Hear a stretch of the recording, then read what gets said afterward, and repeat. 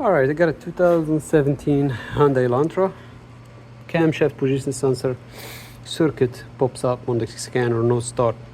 Put some starting fluid in it, nothing. Checked the cam, swapped the camshaft position sensor, nothing. Took the valve cover. Timing is perfectly on the phasers. It matches from here to here. But when we come to the cams here, I'll show you what's going on here. I'm gonna go crank it. It's a push to start, and I'll be back right here.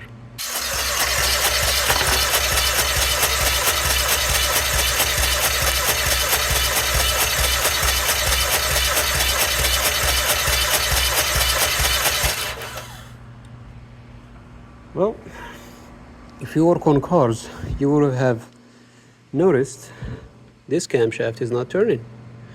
That's where the problem is. So all the exhaust valves are locked in place, not turning, due to the phaser here pin breaking at the cam.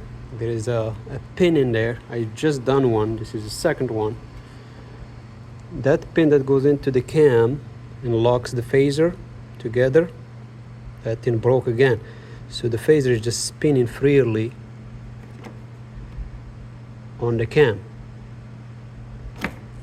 And the cam is still stationary, and obviously this is not reading anything, so the cam shaft position sensor is looking at the tune wheel here, and there is no movement, so the code pops up and the car does not start. It will never start.